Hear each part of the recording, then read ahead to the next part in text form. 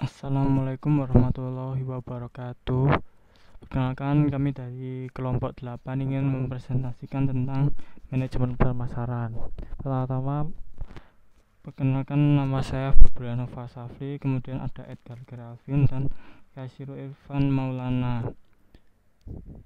Kemudian untuk pertama-tama ini kami menjelaskan tentang pelaksanaan riset pemasaran dan meramalkan permintaan. Di situ ada poin-poin, yaitu yang pertama adalah sistem riset pemasaran, yang kedua adalah proses riset pemasaran, kemudian yang ketiga adalah mengukur produktivitas pemasaran, yang keempat adalah peramalan dan pengukuran permintaan. Kemudian untuk yang pertama adalah sistem riset pemasaran.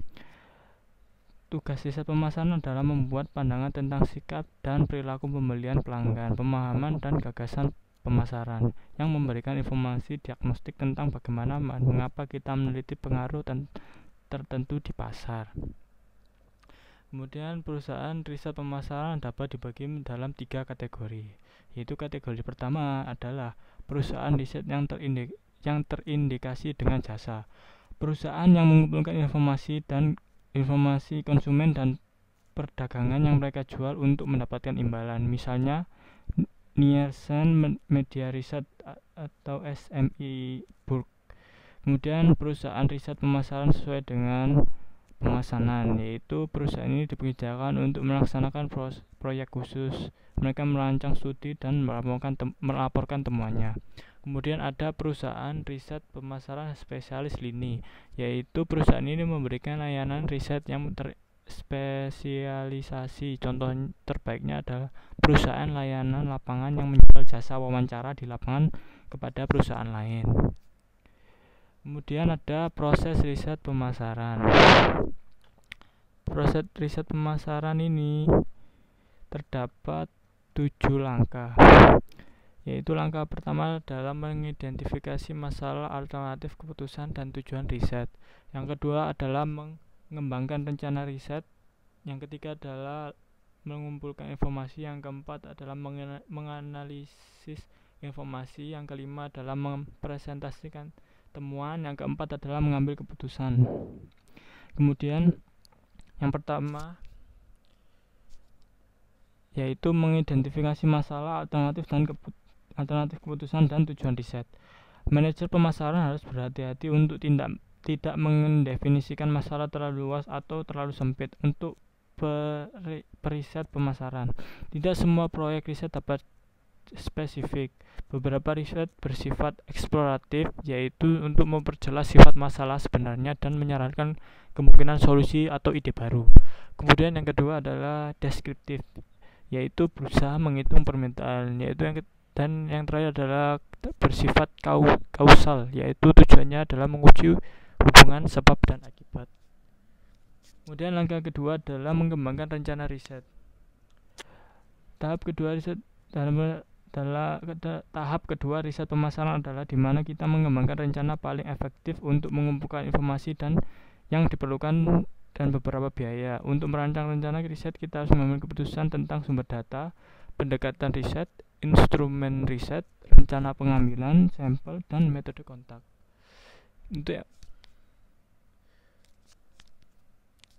Untuk yang pertama yaitu tentang sumber data, yaitu mengumpulkan data sekunder, data primer, atau keduanya. Data sekunder adalah data yang dikumpulkan untuk tujuan lain atau sudah ada di suatu tempat.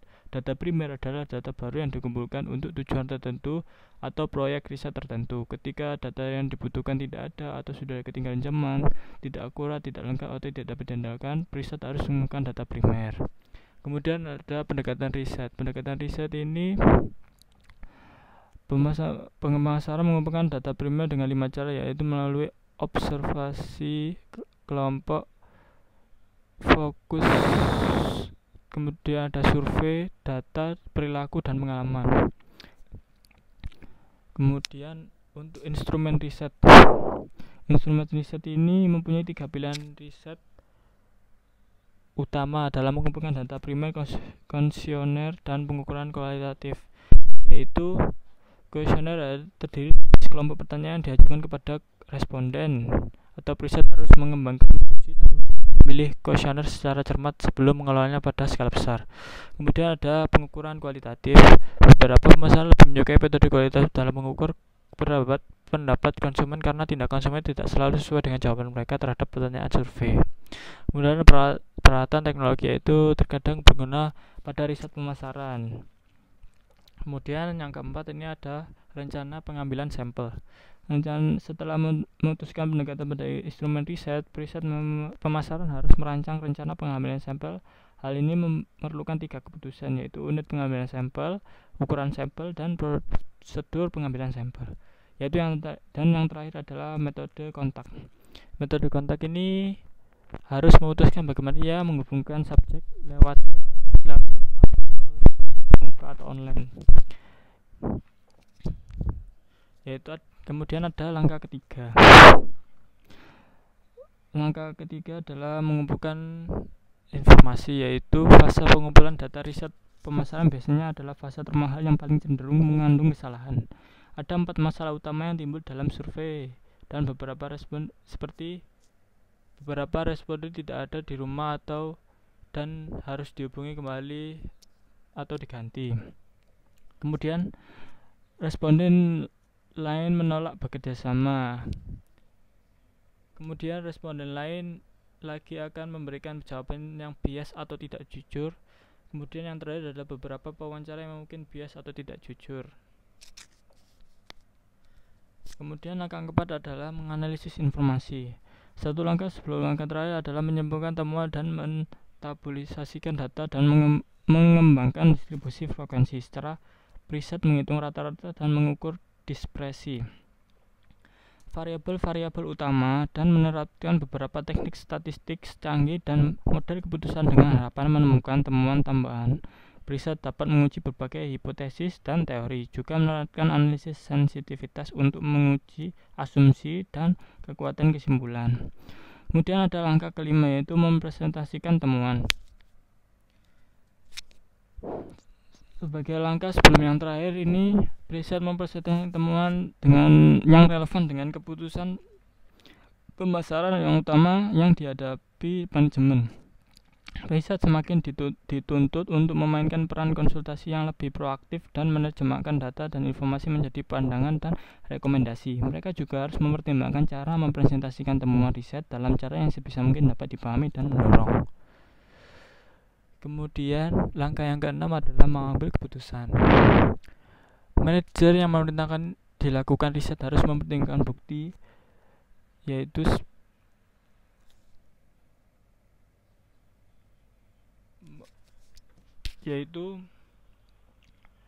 mengubah menjadi dasar bagi tindak pemasaran. Keputusan ada di tangan para manajer riset yang dilakukan secara cermat, memberikan pandangan bagi mereka terhadap masalah tersebut. Kemudian ada halangan dan riset pemasaran. Konsepsi halangan di samping pertumbuhan riset pemasaran yang pesat, banyak perusahaan masih gagal menggunakan riset pemasaran secara meluas atau tepat untuk beberapa alasan, yaitu pertama adalah konsepsi sempit tentang riset.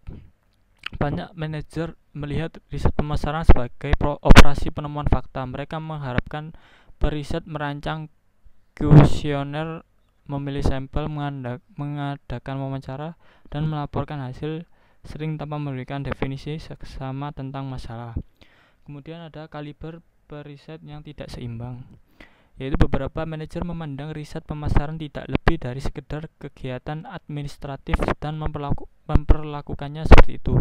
Mereka memperkerjakan periset pemasaran yang kurang kompeten, yang lemah dalam pelatihan dan rendah kreativitasnya sehingga menyebabkan hasil tidak impresif. Kemudian ada penentuan kerangka masalah yang buruk. Kegagalan yang terkenal sebagian besar adalah akibat dari kegagalan menetapkan masalah riset yang benar. Dari perspektif pemasaran, isu sebenarnya adalah apa yang dirasakan konsumen sebagai merek, bukan apa mereka rasakan dengan rasa minuman semata. Kemudian ada temuan yang terlambat dan terkadang salah.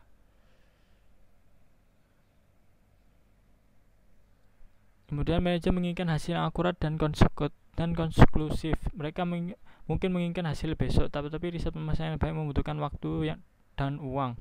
Manajer akan kecewa ketika riset pemasaran menelan biaya terlalu besar dan berlangsung terlalu lama.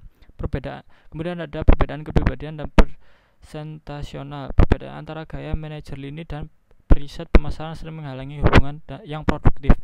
Bagi manajer yang menginginkan konkretan, kesederhanaan, dan kepastian.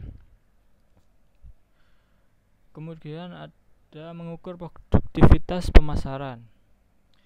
Pengukuran produktivitas pemasaran ini ada 3 poin, yaitu ukuran pemasaran, pemodalan bauran pemasaran, dan papan kendali atau dashboard pemasaran. Mengukur produktivitas pemasaran ini salah satu tugas penting dalam riset pemasaran, yaitu menilai efisiensi dan efektivitas kegiatan pemasaran. Riset pemasaran dapat membantu pemasaran mengatasi kebutuhan akuntabilitas yang semakin berat ini. Kemudian ini ada poin ukuran pemasaran. Pemasaran menerapkan beragam ukuran untuk menilai pengaruh pemasaran. Ukuran pemasaran adalah sejumlah ukuran yang membantu pemasaran menghitung, membandingkan, dan menerjemahkan kinerja pemasaran mereka. Ukuran pemasaran dapat digunakan manajer untuk menjustifikasi dan merancang pemrograman pemasaran oleh manajemen senior untuk memutuskan alokasi keuangan. Kedua, ada pemodalan bauran pemasaran.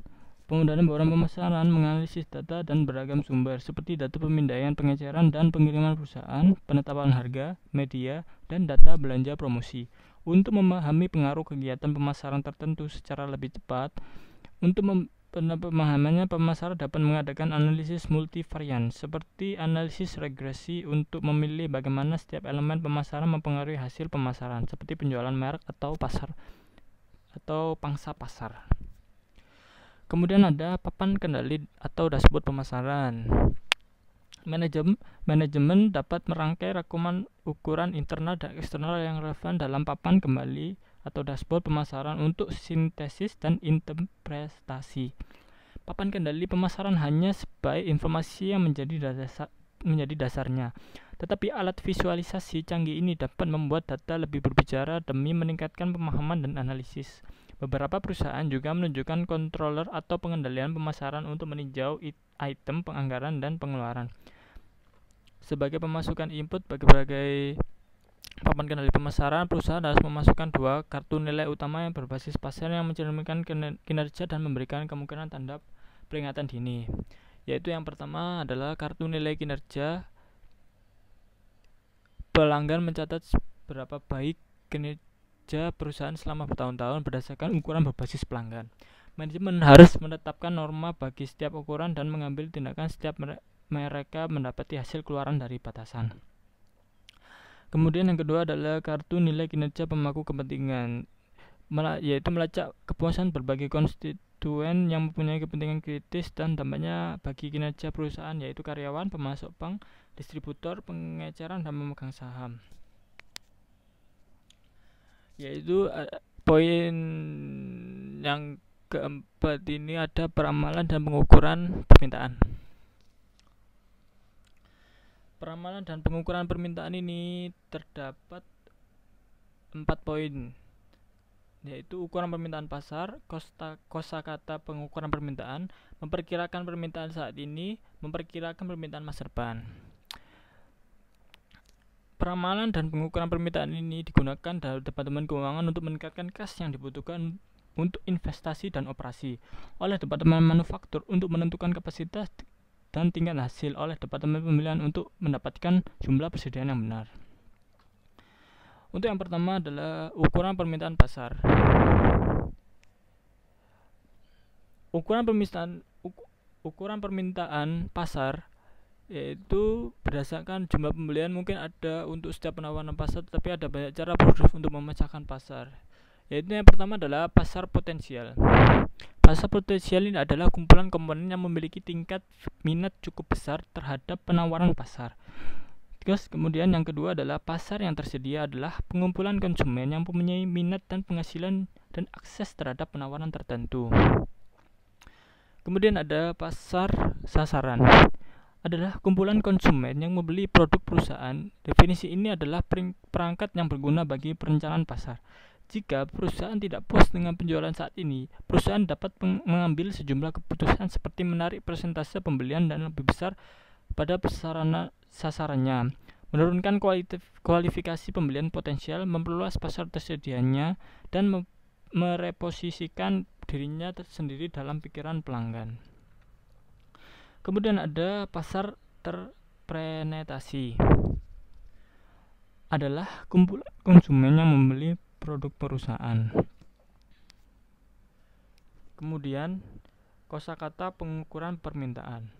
Konsep utama dalam pengukuran permintaan adalah permintaan pasar dan permintaan perusahaan.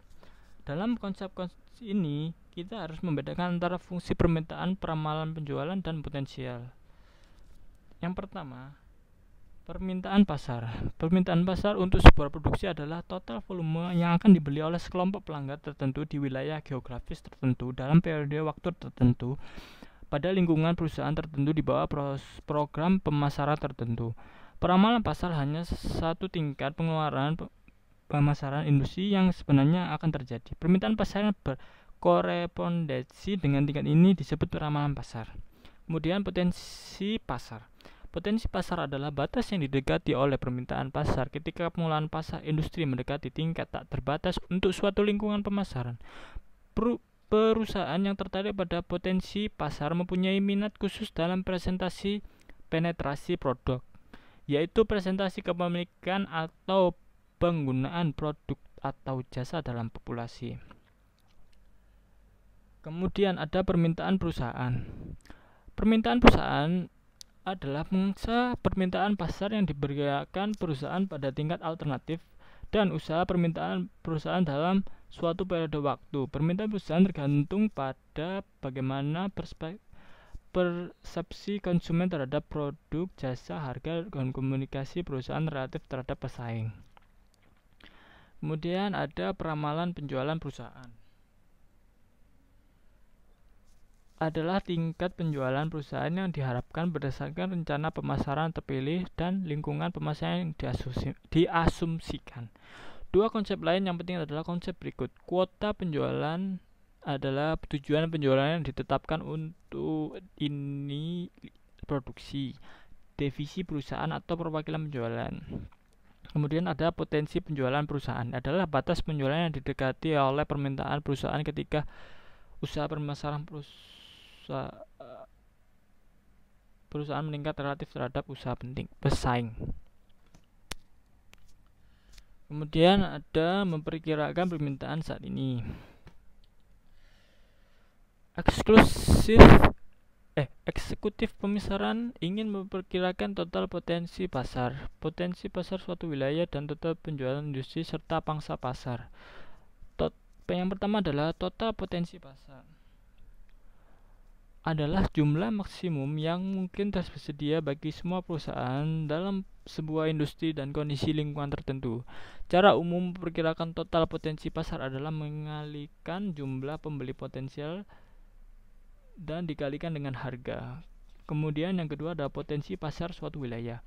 Karena perusahaan harus mengalokasikan anggaran pemasaran mereka secara optimal pada wilayah terbaik mereka harus memperkirakan potensi pasar di berbagai kota, negara, dan benua.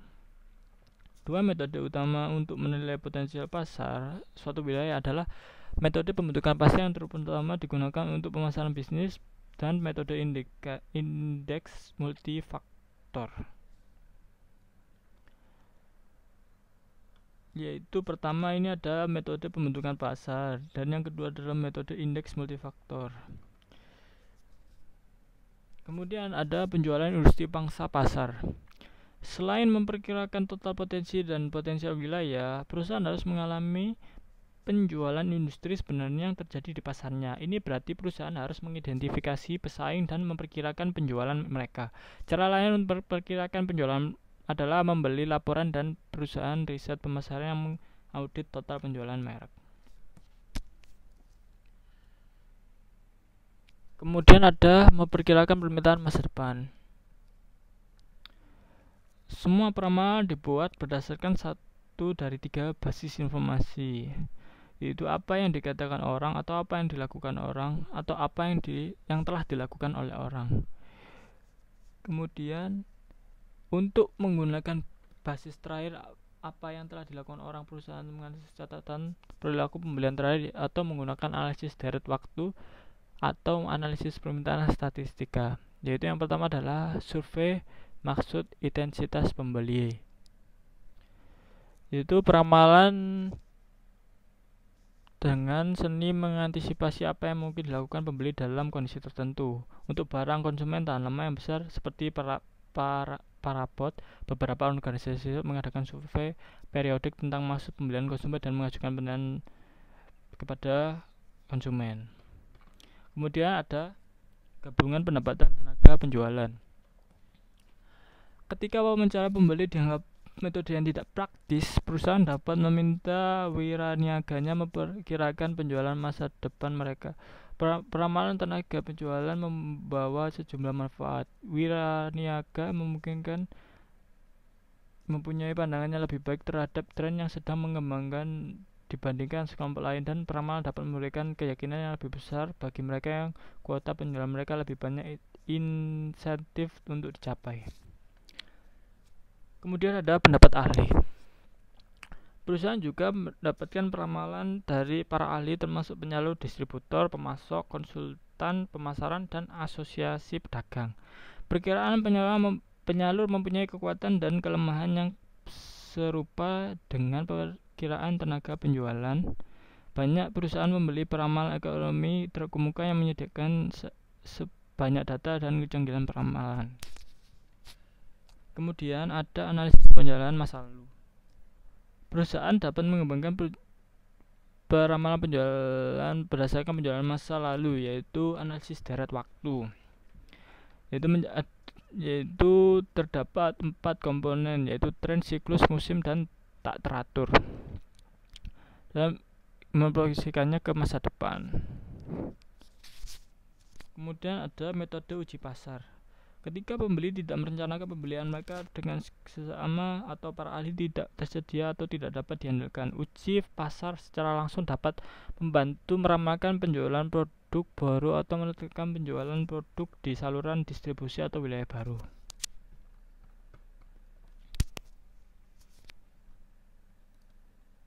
Kemudian menciptakan nilai kepuasan dan loyalitas pelanggan. Dalam poin tersebut, dalam bab ini terdapat 5 poin, yaitu pertama adalah membangun kepuasan dan loyalitas pelanggan, kemudian memaksimalkan nilai seumur hidup pelanggan, kemudian mengembangkan hubungan pelanggan, kemudian mengembangkan hubungan pelanggan, kemudian database pelanggan dan pemasaran database.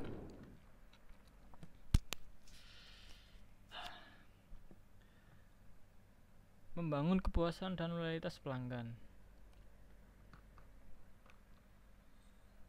Menciptakan pelanggan yang loyal adalah inti dari setiap bisnis. Satu-satunya nilai yang dapat diciptakan perusahaan adalah nilai yang berasal dari pelanggan itu sendiri. Kemudian dalam membangun kepuasan dan loyalitas pelanggan ini ada poin-poinnya, yaitu nilai yang pertama adalah nilai dipersepsikan pelanggan. Nilai yang dipersepsikan pelanggan ini, konsumen yang lebih terdidik atau berpengetahuan, mereka mempunyai sarana untuk memverifikasi klaim perusahaan dan mencari alternatif yang lebih unggul. Nilai yang dipersepsikan pelanggan adalah selisih antara penilaian pelanggan prospektif atas semua manfaat dan biaya dari suatu penawaran terhadap alternatifnya. Yang kedua adalah total kepuasan pelanggan. Apakah pembeli terpuaskan setelah membeli tergantung pada kinerja penawaran dalam hubungannya dengan ekspektasi pembeli, dan apakah pembeli menginterpretasikan adanya penyimpanan antara keduanya. Secara umum, kepuasan adalah perasaan senang atau kecewa seseorang yang timbul karena membandingkan kinerja yang dipersepsikan produk terhadap ekspektasi mereka. Jika kinerja kita gagal dan tidak memenuhi ekspektasi pelanggan, maka mereka akan tidak puas. Jika kinerja kita sesuai dengan ekspektasi pelanggan, maka mereka akan puas. Yang ketiga adalah mengamati kepuasan. Banyak perusahaan secara sistematis mengukur seberapa baik mereka memperlakukan pelanggan mereka mengenai faktor-faktor yang membentuk kepuasan dan melakukan perubahan dalam operasi dan pemasaran mereka sebagai akibatnya. Sebagai contoh, Wachovia Securities memperkerjakan pembelajaran misteri untuk nilai seberapa baik karyawan memuaskan pelanggannya. Teknik pengukuran: ada sejumlah metode untuk mengukur kepuasan pelanggan. Survei berkala dapat melacak kepuasan pelanggan secara langsung dan juga mengajukan pertanyaan tambahan untuk mengukur niat pembeli kembali dan kemungkinan atau kesediaan responden merekomendasikan suatu perusahaan dan merek kepada orang lain.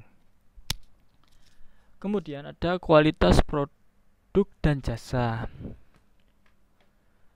Kepuasan juga tergantung pada kepuasan produk dan jasa. Apa sebenarnya kualitas itu? Berbagai ahli mendefinisikan sebagai contoh yang digunakan pemenuhan tuntutan, bebas dari variasi, dan seterusnya. Kita akan menggunakan definisi American Society for Quality Control. Kualitas adalah totalitas fitur dan karakteristik produk atau jasa yang tergantung pada kemampuan untuk memuaskan kebutuhan yang dinyatakan atau tersirat.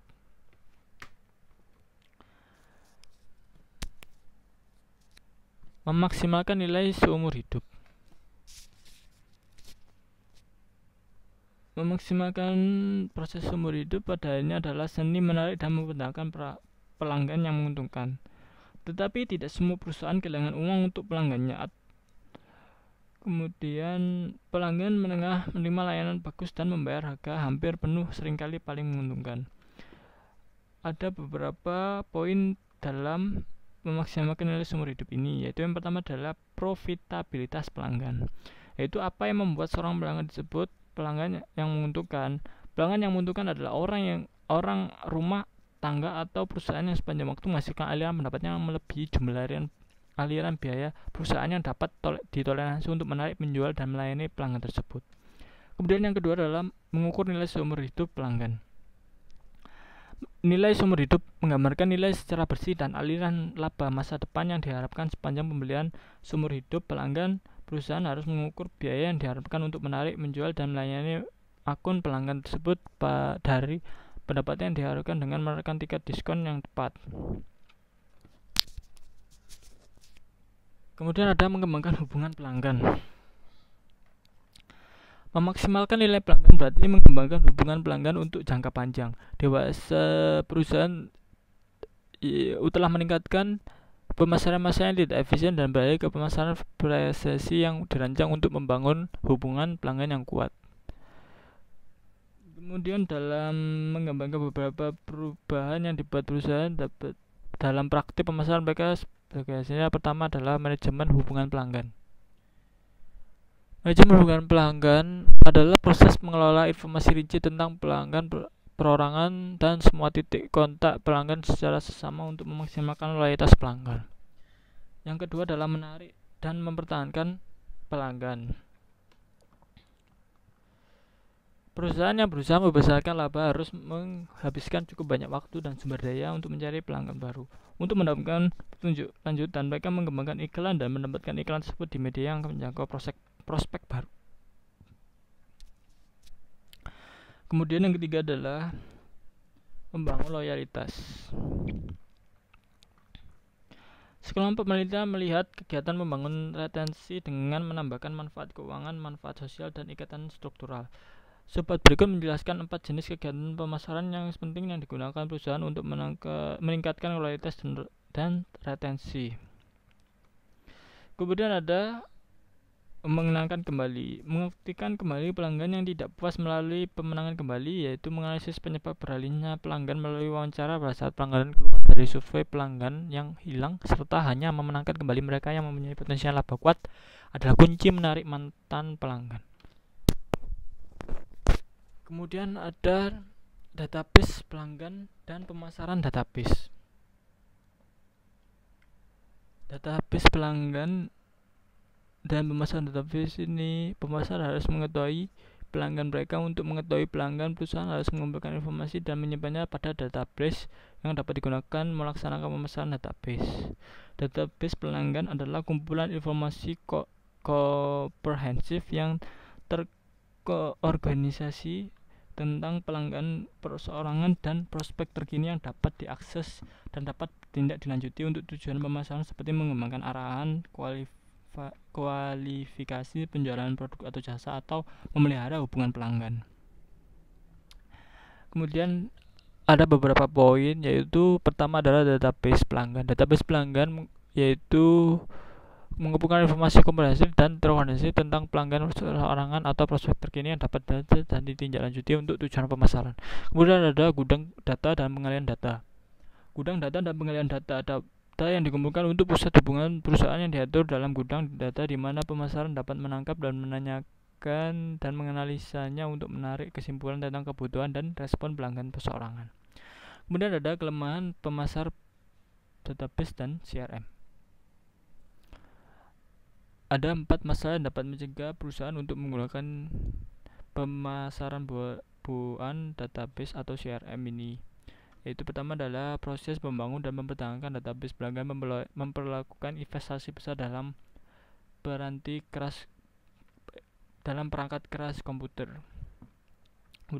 Kedua adalah sulitnya membuat semua orang dalam perusahaan agar berorientasi pada pelanggan dan menggunakan informasi yang tersedia. Kemudian ada tidak semua pelanggan Anda menginginkan hubungan dengan perusahaan yang mereka mungkin tidak suka mengetahui bahwa perusahaan telah mengumpulkan begitu banyak informasi pribadi tentang mereka.